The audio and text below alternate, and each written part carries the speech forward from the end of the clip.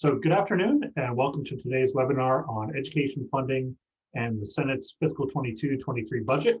My name is Jeff McLynch and I'm the project director of the New Hampshire School Funding Fairness Project. I'll serve as the host and moderator of our webinar today, and I'm joined by a panel of seasoned New Hampshire educators and administrators, each of whom will offer their perspectives on some of the key education funding issues now before the Senate and their potential consequences for students and families across the Granite State. By way of introduction, they're Carl Ladd, Executive Director of the New Hampshire School Administrators Association, Friday Belmar, Executive Director of the New Hampshire Association of School Principals, Jane Bergeron, Executive Director of the New Hampshire Association of Special Education Administrators, Marcia Bagley, the Director of Special Education for the Nashua School District, Dan Lagallo, Superintendent of Schools in SAU 18 in Franklin, Kim Rawson, who teaches Math, Science, and Social Studies in grades 6 through 8 in Waterville Valley, and Deb House, who teaches at the Amherst Elementary School in Amherst Street Elementary School in Nashua. Before we begin the webinar, I hope you'll allow me to cover a few logistical matters. First, all attendees will be muted throughout the duration of the webinar. Second, to pose a question, you're probably familiar with this by now, thanks to Zoom, but you should enter that question via the Q&A feature on your screen. If your question pertains to a specific portion of the presentation or to a specific speaker, we'll try to address it straight away, but we'll hold more general questions until the end of the webinar. Third and finally, today's briefing is being recorded, and we will share the recording with each of you following its completion. So with that out of the way, why don't we begin? In many discussions of New Hampshire state budget, education plays a prominent role. After all, education appropriations, whether in the form of adequacy aid, support for higher education, or for other purposes, generally make up about 1 out of every $5 that any budget will allocate in a given biennium. Yet the fiscal 22-23 budget that's now up for debate, by neglecting longstanding funding flaws, by failing to respond to threats from the pandemic, or by creating a costly and unaccountable voucher scheme, is uniquely poised to imperil public education, to deny schools the resources they need to educate future generations, and to put even greater pressure on local property taxes. Most broadly, when it comes to school funding, two fundamental injustices have been allowed to persist for some time. Despite a clear constitutional mandate, far too many of our children continue to face deep and enduring inequities in the opportunities available to them, diminishing not only their futures, but that of the Granite State as a whole. At the same time, enormous disparities in the property taxes paid by residents and businesses in different communities pose oftentimes insurmountable barriers to economic security and development.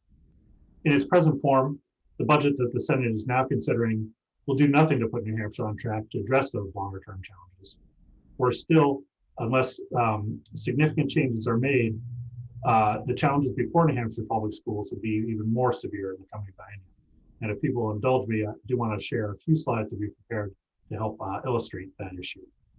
In particular, unless the budget is changed, there is going to be a roughly $90 million decline in state education aid in the coming year.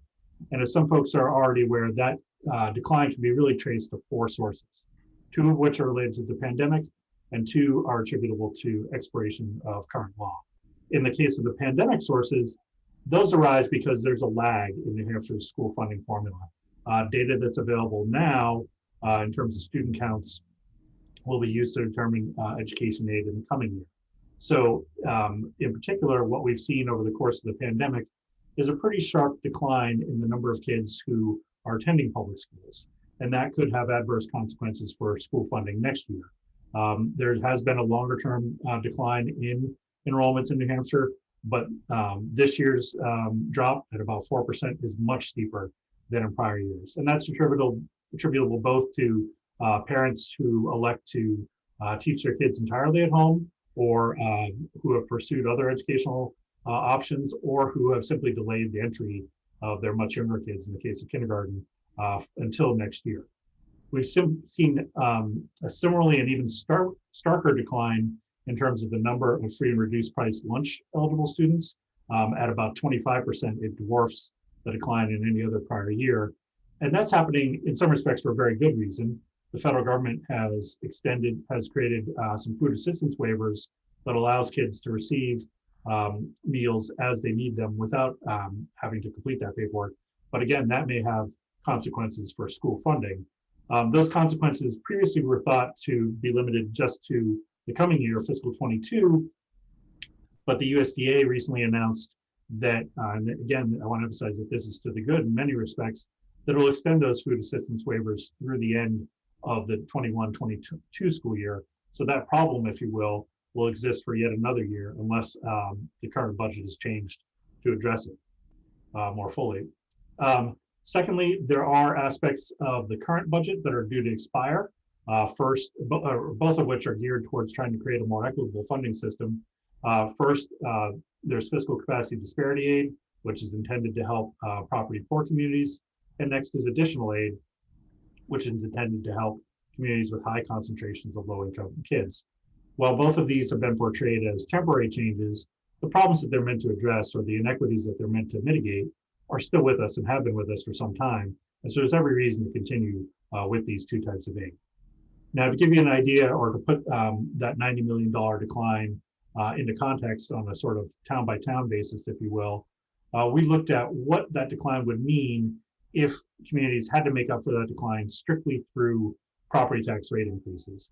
And this gives you some idea of both kind of the scale of the increases and where it would fall hardest. Not surprisingly, it would have its greatest impact in property poor communities like Troy, where its assessed value per pupil is well below the state average. If Troy had to make up for the loss of state aid that's now anticipated strictly through a property tax rate increase, it would require a rate increase of more than $4.50 per $1,000 of value. So there are options for addressing that $90 million shortfall, and they really boil down to three approaches, one of which is in the budget as it stands right now, that would really only deal with one of those four sources that I pointed to earlier. It would partially address the free and reduced price lunch decline, but would really only close about less than $17 million of that total $90 million gap. Senate Bill 135, which the Senate approved earlier this session and will be exec'd tomorrow in House Education, closes about half of that gap as it responds to the two pandemic-related sources of the decline.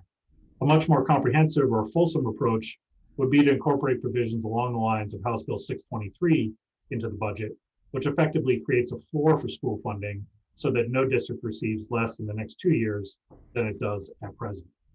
And one other point I want to emphasize before concluding is that the resources, that the House's version of the budget sort of highlights a bit of an opportunity, if you will. It identified $100 million for an additional $100 million for use in the Education Trust Fund, but rather than try to address this funding decline, allocated it towards a reduction in the SWEP. And while that would distribute benefits throughout the state, those benefits do not flow most directly to the communities most in need. What we highlight here is that of the 20 poorest communities in New Hampshire, as measured by property values, only about 4% of that overall SWEP reduction would accrue to them. Whereas if you were to address the funding shortfall by creating that floor I mentioned, about 20 to 25% of the benefits would go to those property poor communities. So just to wrap up, I do want to emphasize that there are opportunities in this budget and really require some immediate action. We would urge the Senate, before it approves its version of the budget, to remove the House's poorly targeted and poorly timed SWEP reduction and use those resources instead to address the funding shortfall in the coming year.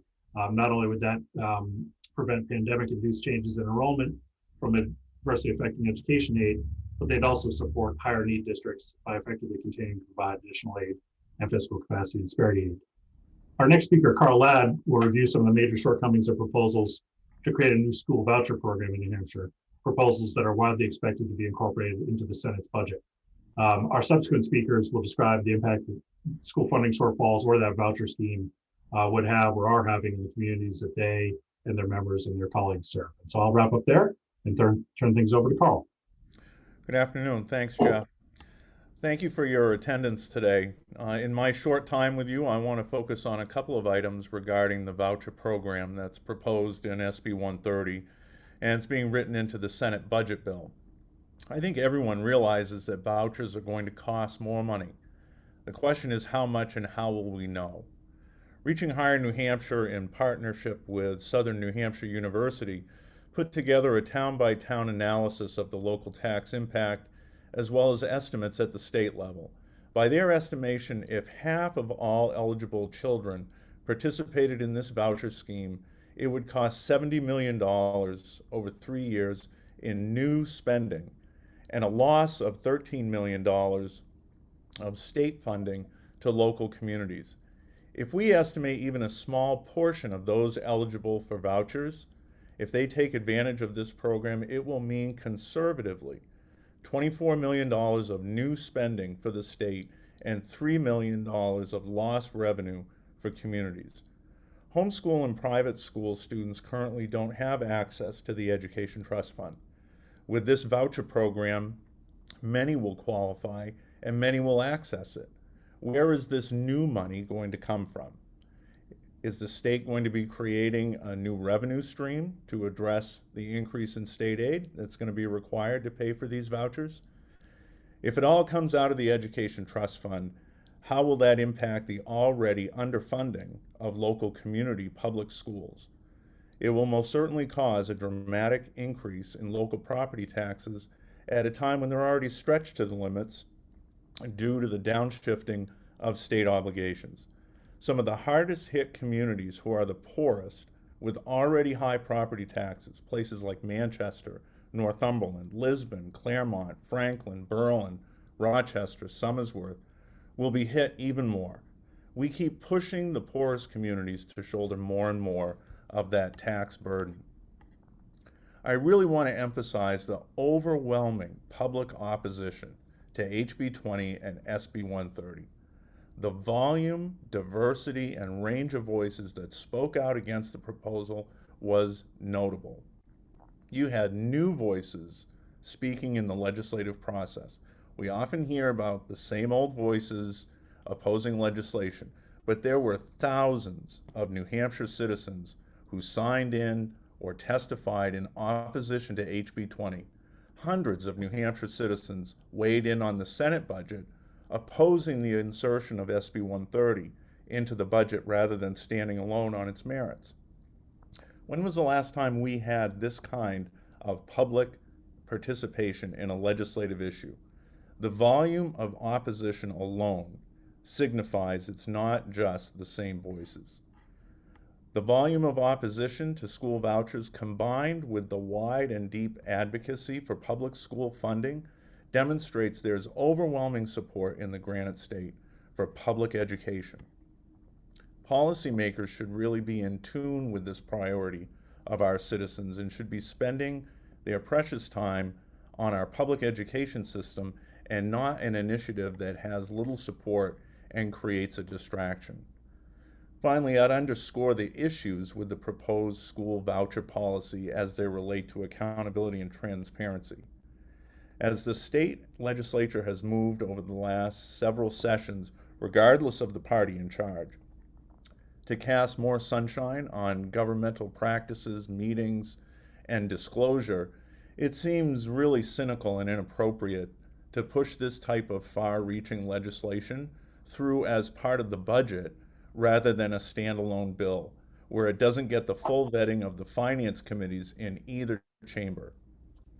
We know there are significant issues of accountability and transparency in other states where these vouchers are in place, Arizona, Louisiana, and Florida being chief among them, and wide incidents of fraud and mismanagement. With the program as outlined in SB 130, there's even less accountability than what is in those other states, leaving our taxpayers potentially on the hook for massive fraud. And why would we want to send millions of New Hampshire taxpayer funds to an outside scholarship organization with no oversight or accountability? Who benefits from that? Certainly not New Hampshire's children. We really have to ask, what problem are we trying to solve that creates so much uncertainty and potential risk? New Hampshire educators have proven that they are constantly innovating and reinventing education while working within all the laws, regulations, constraints, and funding realities that our policymakers have saddled them with. There is so much good in New Hampshire public education. We're the envy of the nation with our academic outcomes and access to high quality education. New Hampshire has one of the very best educational systems in the country at all levels by every objective measure. Why do we want to jeopardize that to model ourselves after some of the worst performing states in the country?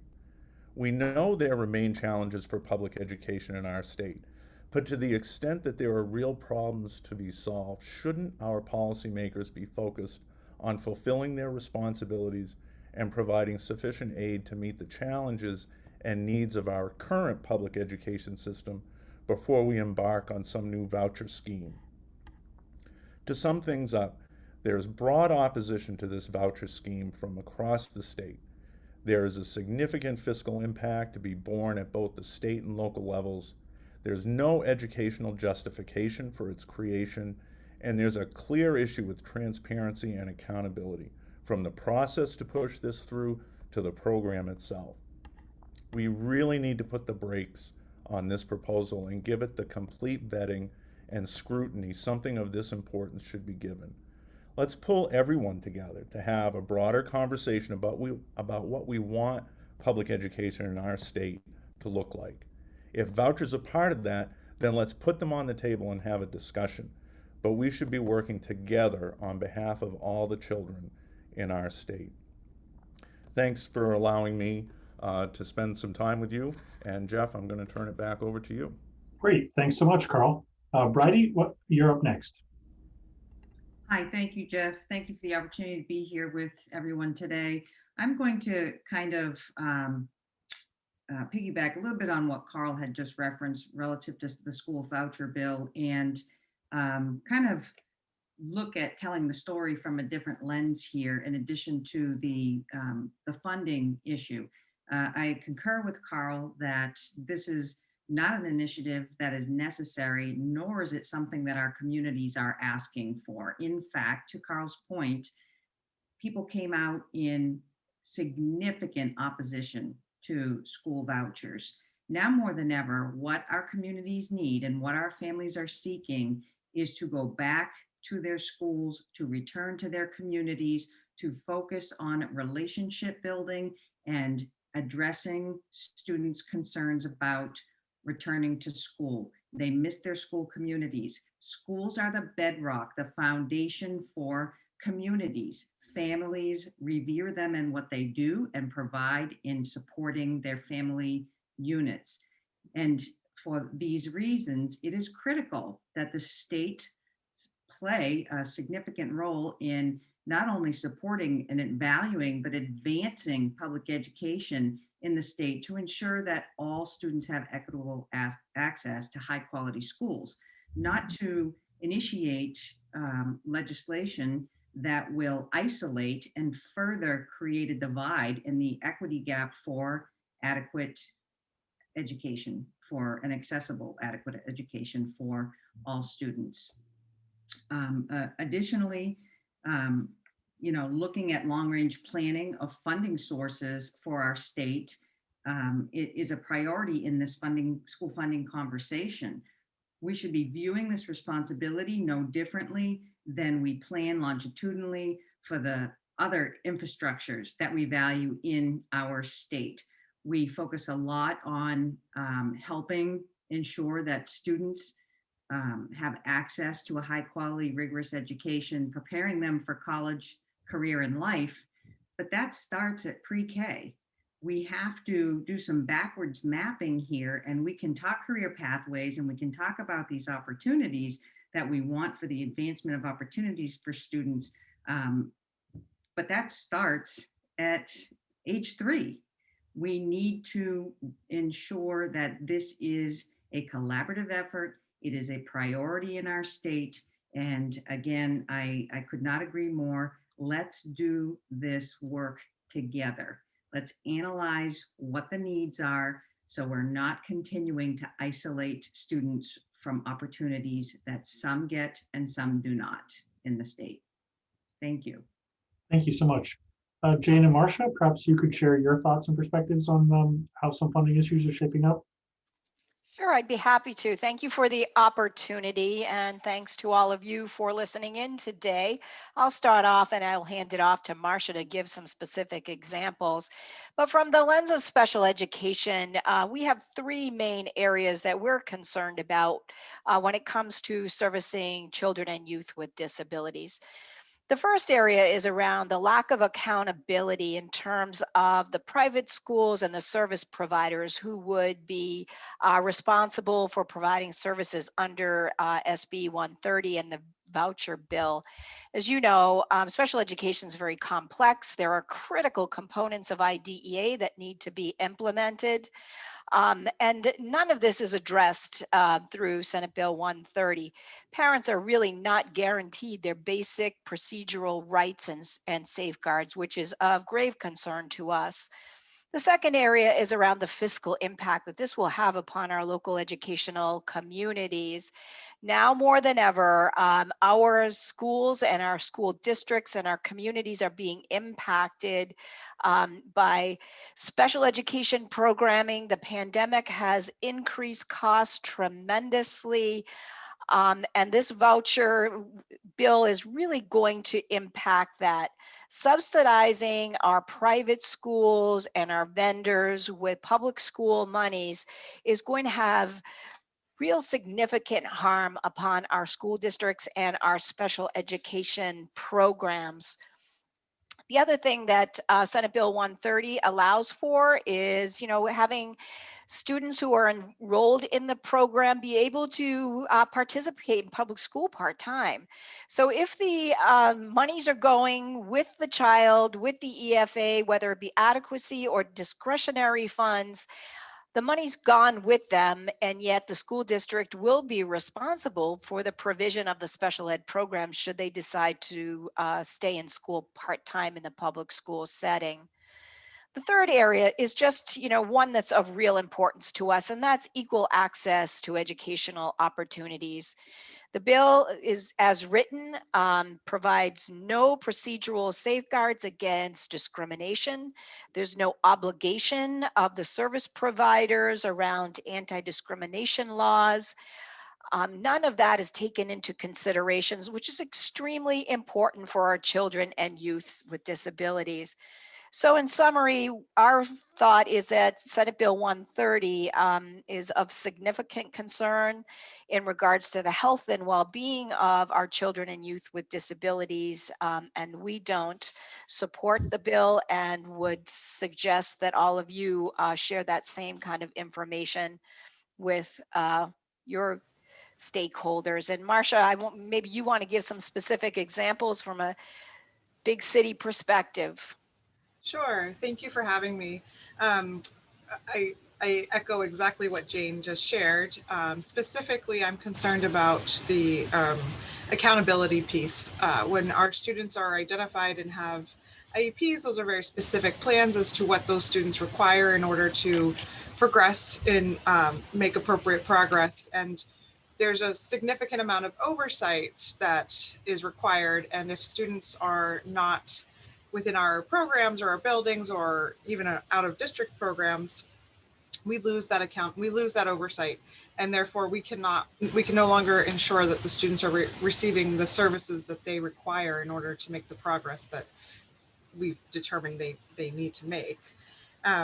Another area, again, is the fiscal piece. If students are dual enrolled and come back to us for specific special education services, we are required to provide those services, but we no longer would get the reimbursement or the money from the state to pay for those services. And when I say services, I mean anything from speech and language therapy to orientation and mobility. There's a plethora of service in special education that are very specific to student needs. And looking at the language in the bill is concerning because, as Jane indicated, that there's not a lot of clarity as to what provisions of IDA are appropriate. Just says parentally placed, and there are a couple of different avenues you can go with that in terms of the IDA protections. But my biggest concern is that we may be faced with students who experience learning loss because we don't have the oversight of the provision of those services or the education of those students whose teams, IEP teams, have determined that they need very specific specialized instruction and related services. And I'm very concerned about that for our students across the state. So thank you very much, Jeff, for having me today. Thank you both. Dan, could we turn to you for your thoughts on the impact it would have in Franklin? Yes, thank you, Jeff. I appreciate the time to be here today with everybody. I've been fortunate enough to be the superintendent here in Franklin for the last 6 years. It's been quite the ride. We've seen ups and downs in terms of our finances. When I first started here 6 years ago, my first year, I had to lay off about 25 staff members, due in part to some things that were happening at the state level. The following 2 years, I laid off about 10 other positions as well, as we tried to navigate through some of the financial difficulties of a smaller school district in the Lakes region. Where I wanted to focus on today, though, is what the impact of that is moving forward. When you have layoffs in your school district, that shakes everybody's confidence, including the students and including the staff members. Because of that, we tend to hire new teachers and then lose them because we're not able to offer competitive wages. And they're always afraid of getting that pink slip or being laid off. So when you look at Franklin's probably one of the highest free and reduced lunch populations in the state. It's over 60%. We also have a very high special education population.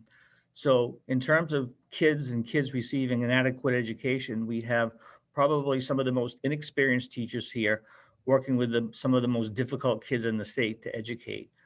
And with that kind of turnover, it's hard to make progress when you're constantly bringing in new teachers to work with, like I said, some of the most difficult students. We have also dealt with the stabilization issue. The reductions led to that.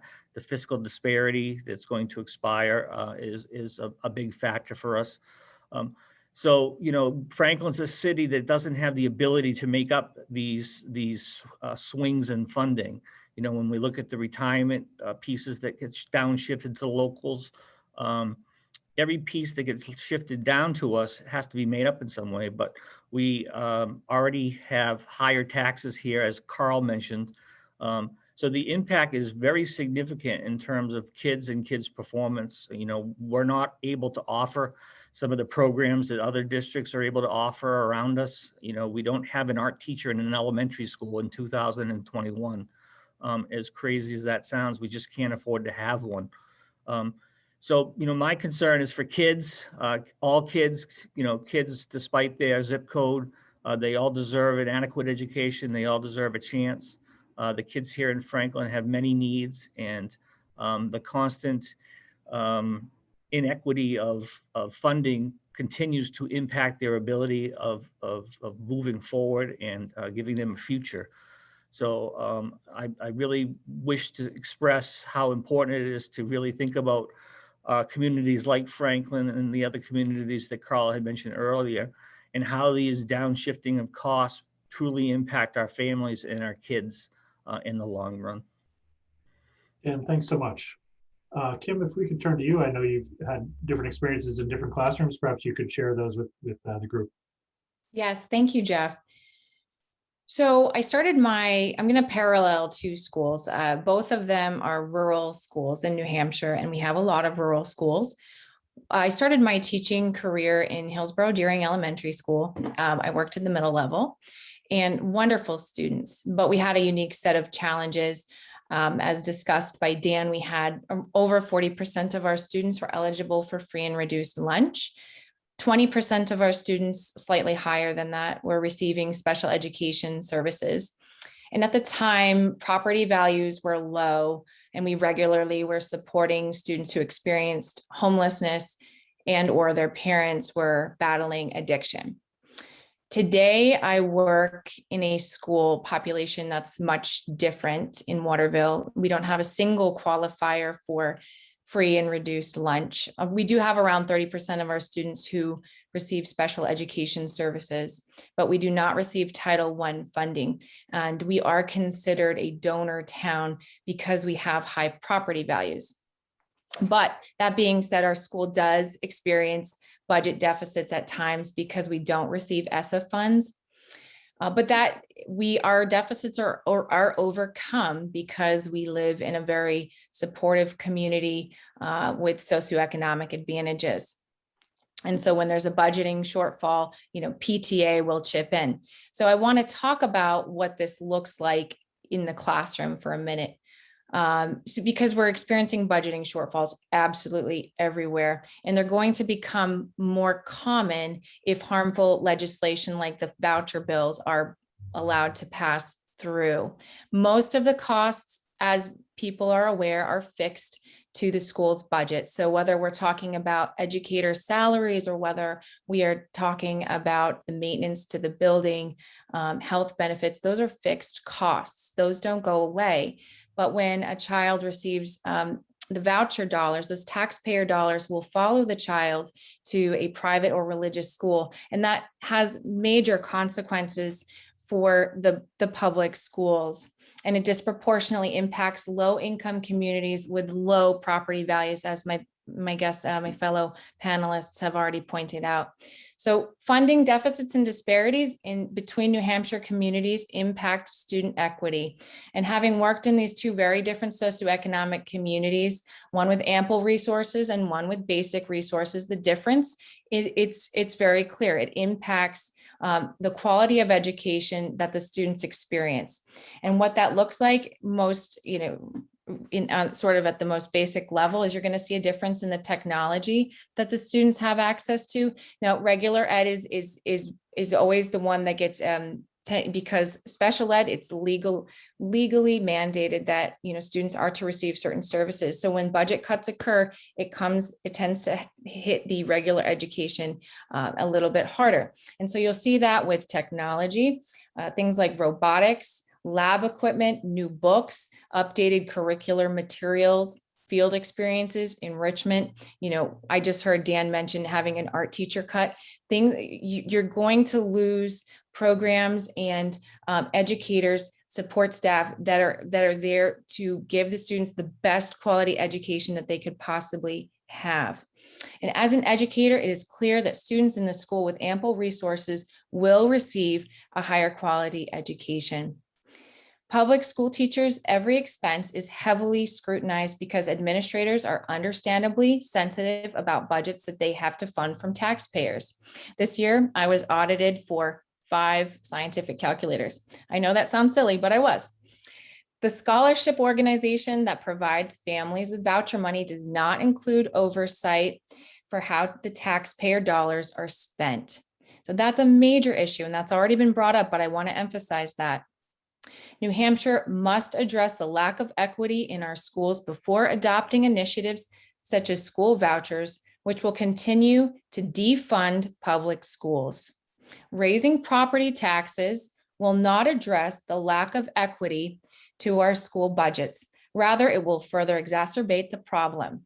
We must do everything in our power to assure that students in our poorest communities have the same quality of education as our students in affluent communities. Thank you. Thanks so much, Kim. And Deb, we'll look to you to close things out, and you could, if you could share your own experiences as well, that'd be incredibly valuable. Okay.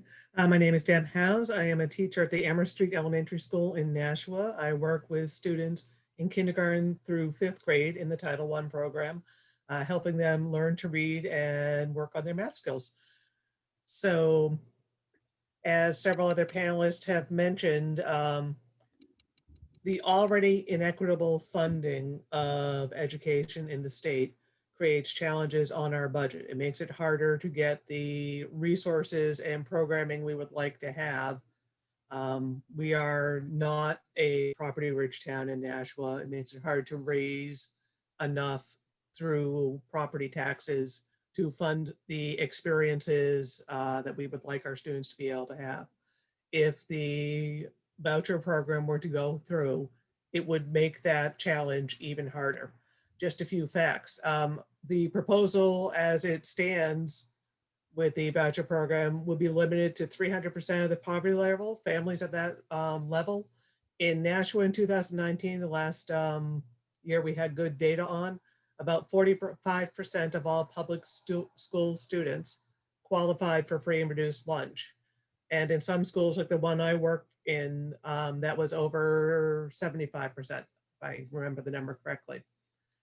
Students would not leave schools if this went through in neat little packets of a whole classroom at a time. So you wouldn't just be able to immediately, reduce staff. You could try and consolidate those empty seats, but you can't just instantly close a school to save money. So the first thing that would happen in Nashua, because it is very hard to raise taxes, is you would start stretching out the budget, putting off initiating new programs, putting off buying new materials, stretching out the training of teachers in innovative new teaching methods. Things that would go would be further adoption of phonics programs that we are trying to implement to standardize the teaching of phonics through our elementary school with up-to-date teaching methods. STEM and STEAM activities at the elementary school, things that spark student learning and keep them interested in these very crucial areas. That's STEM, by the way, if anyone doesn't know, science, technology, engineering, and math, and STEAM is science, technology, engineering, arts, and math. I heard Dan mention that they've got a school without an art teacher. If enough students, because remember, we've got 45% whose families could be eligible for this voucher program. If enough students took it, we may be talking about losing, art and music at the elementary level, which would horrify me, but you could be talking about losing vital programs like that. We've got middle school that's waiting for updates to their history curriculum. When your history text ends before 9/11, the curriculum needs to be updated. But because that's already something we're having trouble funding with our budget, adding this challenge to it makes it harder. In the high schools, we're always hearing about the English teachers wanting new class sets of books because books wear out. But even the classics need to be replaced after a while, not necessarily with new titles, but with actual paper books that students can take home and read because they don't last forever. So those are the sort of things that will go as far as resources and programs. And then you look at things like social workers. We're getting some funding through the American Rescue Plan, but that runs out after 2 years. We still will have the need after that runs out. And if we have less funding, we still will have plenty of students in Nashua in need of the kind of support that social workers bring. And we won't have any ability to transition that into something that our budget can handle. And then let's talk about teachers and paraeducators. We'll have some fewer students if some families take vouchers and they go to either a private school or get homeschooled or do some other educational program outside the public school. But we'll still have to cut enough to cover that lost funding. That means that when they get down to positions, you'll be consolidating the kids that are left, more in each classroom, more for each paraeducator. So that will be less attention from the teacher, less support from that qualified caring paraeducator. You'll be taking away the educational experience for all of those students who are left in the public education system. It's a race to the bottom. You're taking away the chance for getting a good education from all of those students in the community so that you can benefit some families who want to have a choice using public tax money. And that's what's wrong with this program. Public education is a community effort. It's not a collection of individual savings accounts. It can't be divvied up and given away to individuals. It has to be something we all do as a community to benefit all of the students. And if families want to make a different choice, that is certainly fine, but they can't take away from everyone else to do it. Thank you.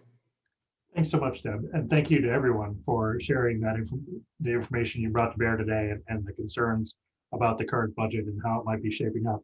We're going to open the floor, so to speak, to questions now. I'll just remind people that you can enter them into the Q&A. See, we've already got a couple questions here. One from Marcia Garber, who asks, how can the New Hampshire education system be the envy with all the challenges that exist due to lack of state support? And I would open that up to everybody, but I guess my sort of initial response is that in the aggregate, New Hampshire performs well when you compare us to other states. Our rankings are, certainly the envy of many other states, but that doesn't hold true necessarily throughout the entire state or across every community. And that can be directly traced in many ways to the disparities that have been highlighted today in terms of communities' capacity to support their schools. Most communities want very much to have a school that will attract families, that will serve their kids well, and they go to great lengths to try to provide that. But even if they want to do that, the capacity of their town to achieve that end because of property values may not always match the desire to do so.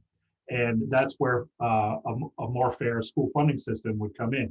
If the state were to fulfill its responsibility and to provide an adequate education for every child and to pay for it, the disparity in capacity across communities would not be nearly as great, and we would have much more equitable outcomes for all kids. So I don't know if there are other folks who want to chime in on that subject before we turn to some other questions. I could just chime in, Jeff, real quick. I mean, not surprisingly, Franklin has been in the bottom 5% of performing school districts in the state during pretty much my whole tenure and before my tenure. There's a direct correlation between the amount of money that we use to educate the kids here in Franklin and how well they perform. So although New Hampshire, as you said, as an aggregate performs well, the Franklin students have been performing subpar for quite some while based on these factors. Thank you, Dan. And Jeff, if I could just chime in for a minute. I think it's also important to remember that historically, New Hampshire used to provide much more support for communities and public education than they do currently. And so that system was built up over many, many years of building aid that was always given and always provided by the state when projects were approved by the voters, which is no longer true. When the state used to pay 40% of the retirement rate for communities, that was a promise that was made by the government back when the pool was first created, and that has been cut and cut and cut. Catastrophic aid for special education students placed out of district used to be funded at a historically high rate, which has been cut and cut and cut over the last 20 years. So in addition to the inequities that have always been part of our adequacy, there has been an increased downshifting of governmental responsibilities to the local taxpayers. And for the most part, the local taxpayers have stepped up and have taken on that role. And budgets have been cut. Teachers have been doing so much more with so much less. And there's only so much that we can do. At a certain point, the system itself is not going to be able to sustain unless we start providing the resources that are really critical to our children's success. Thanks so much, Carl. Just while we're waiting for other folks to type in their questions, we did receive a couple questions through the registration process. And Jane, if I could put you on the spot for a moment, we did receive a question that read, one of the costs that's impacted our small town is a sudden increase in special education costs. In 1 year, we saw a $104,000 increase from $6,000 for a single student. what can we do at the SAU level to get the state to support those costs? Well, I think what was stated just now is absolutely correct. The costs for special education continue to go up. The needs of our students are becoming more and more complex. The pandemic has really put a significant impact on school districts in terms of additional monies for special education. Special education continued in school throughout the pandemic. It was cause for more transportation, smaller groups of kids, more staff. As Carl mentioned, catastrophic aid funding has gone down. Medicaid to schools money available to school districts has significantly gone down. Keep in mind, school districts also bear the costs of children who are parentally placed in our charter schools, which is significantly growing. And all of these are challenges that our school districts are facing, and we need to have monies to address them. And maybe Carl or Dan has further in terms of the superintendent's perspective. There are multiple issues here that need to be addressed, all connected to funding. Can I just add to what Jane was saying? In addition to the cuts in funding, out of district tuition costs steadily increase every year. So our students whose needs we can't meet within our buildings, and we have to place them in specialized programs, the tuition costs for those specialized programs increase. And also we are the district of liability for our students who are placed in foster care. And if there are no available homes within the immediate area, they are placed in other towns, and we are responsible for the provision of education, and especially for our students with IEPs, that can become costly as well.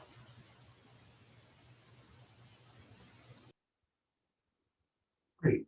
Thank you so much. So another question we received, and I'm happy to field this and other folks can chime in, is the questioner asks, will most school districts be negatively impacted by this proposed 22-23 budget? Where can the public find data on the proposed budget impacts? Well, one thing I would just share is that as it stands right now, I had highlighted at the start sort of 4 factors that are contributing to that very near-term funding shortfall. The vast majority of communities, 204 in all, are expecting to see a decline in state aid because of at least one of those 4 factors, if not more so. If the budget became law in its current form in fiscal 22, 190 communities plus would still see a decline in their adequate education aid under the current budget. So there are clearly some changes that still need to be made. And then there are obviously other changes in the works along the lines of school vouchers, and whether that has an immediate impact or not. Or if there are other folks that want to chime in terms of that information, we put out a fact sheet a little bit earlier this year that sort of details those impacts, and we're happy to share that with folks following this webinar today. Let's turn back to live questions and see what we got. One participant observes that the current state scholarship organization has roughly 2 staff people to administer what would be a very large program if the voucher bill were to be incorporated into the budget. Perhaps Carl or others could speak to some of the administrative concerns that would go along with creating this kind of scheme in New Hampshire. Well, I think one of the concerns that we have is who exactly is going to be the scholarship organization that's going to oversee this program. The scholarship program that's currently in place is relatively small. It's predicated upon funding from business taxes, and businesses have to choose to participate. And there hasn't been a big outcry from businesses to participate in this, so they've kept the amount of revenue, the amount of money that's in the scholarship program relatively small because of that. When we're talking about millions of dollars, there are several national scholarship organizations that work in Arizona and Florida, Louisiana, other places that kind of serve as the money launderer for these vouchers. And there's been significant issues with accountability and mismanagement and fraud, to be quite honest. And those were programs within states that they had direct departmental oversight. There's none of that in this SB 130. So I think the real question is who is going to be providing these scholarship oversight or the scholarship funding, and how is that actually going to be monitored by anyone, whether it be a legislator or the Department of Education. Thank you, Carl. Is there anybody else who wants to chime in on that front? All right, we'll turn to another question. This one's a little more specific. Senator Ruth Ward asks, what accounts for the high number of students with IEPs in New Hampshire? I'm happy to talk to that point. You know, every community has a different percentage of students identified with disabilities. On average, in New Hampshire, our percentage is about 18%, which is right around the national norm. But some communities, as you've heard this evening, tend to have a higher population. Also, keep in mind, in New Hampshire, we have one of the highest inclusion rates, meaning that most of our kids with disabilities are in the general ed curriculum versus separate schools or separate programming, which is very enticing to parents and really state of the art. Also, some of our communities are located near very savvy medical facilities and their kids have medical needs, and so those communities may attract more kids with medical disabilities. So every community is different, and those decisions are made by IEP teams who have the expertise to identify whether or not a student is eligible as defined by state and federal law. So it's really based on the individual kids in regards to the decisions being made. We are noticing a high number of referrals as a result of the pandemic. Students with anxiety, students with mental health challenges, students with learning loss are being referred. Whether or not they will qualify to be students with disabilities is yet to be determined. We also have a significant number of very young children, preschoolers with disabilities, who have already been identified, who are coming up through the school systems. And these are some of the most complex kids we've seen. So the population will continue to grow, and it's really based on the decisions that the professionals are making in regards to the assessments that are done on these students. Thanks so much, Jane. We had a question asking for the status of the adequate education suit against the state. I'm happy to speak to that as well. As many who are participating today know that there was a case recently that went to the state Supreme Court that was originally brought by Conval, Winchester, Messinic, and Monadnock, sort of once again raising the question about whether the state is fulfilling its responsibility to pay for an adequate education in New Hampshire. The Supreme Court issued its opinion in that case in March of this year and largely remanded the case back to the Superior Court for further work. In the interim, all right, in the past several weeks, over 10 school districts, including Manchester and Nashua, Newport, Fall Mountain, Claremont, Derry, have agreed to join into that suit. In terms of the timeline, it's still very much up in the air. It's likely that hearings in the case won't take place until 2022 at the Superior Court level, And if it were to go back to the Supreme Court again, that probably would not happen for some time thereafter. So certainly it's going to be a little bit of a passage of time before that case reaches its final resolution, regardless of how the case gets resolved or the amount of time it takes. It still stands with the legislature to make sure that the state is fulfilling its responsibility and to act, whether on the short-term things that we've highlighted today or the much longer-term changes that need to be enacted. Let's see if we've got another question here. Let's see. So we have a question regarding charter schools. And I don't know if folks want to, if there's anyone who wants to speak to this, basically indicating that some with low numbers of students in some classes are not even being tested. How can we feel confident that students are being educated if this is the experience with charters and if we rely on other alternatives like those that might crop up with vouchers? Is there anyone who would want to speak to that question? Beth, go ahead. That speaks to the accountability. There are some charter schools out there that are doing a great job. There are some charter schools where we don't know how they're doing for their students. And if this voucher program goes through, it would be a similar thing. You would have no idea how your tax money was being spent or what results were being produced by it. So unlike public schools where anyone can look up how the students did in aggregate in that school, you cannot follow the money and see whether it was spent wisely or in a way that produced results.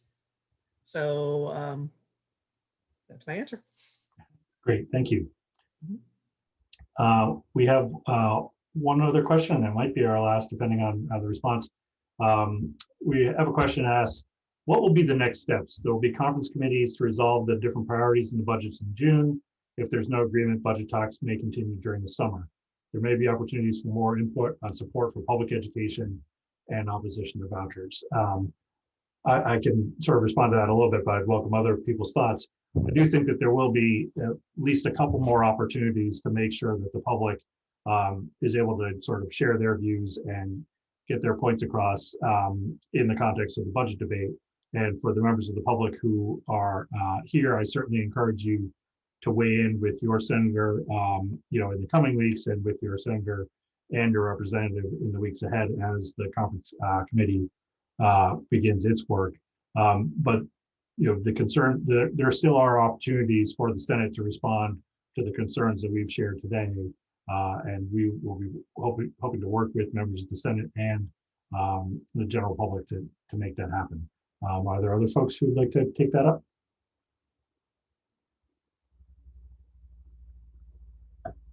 Great, let me see if we have any other questions.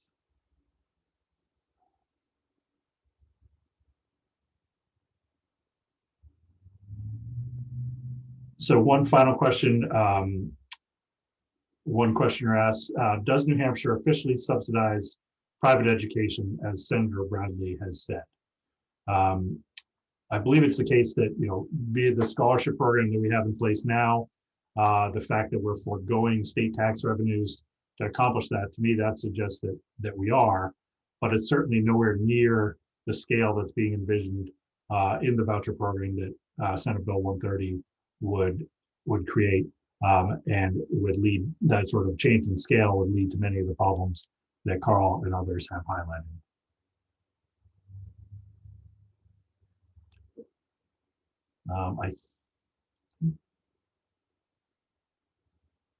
I think that's all the time we have questions for now.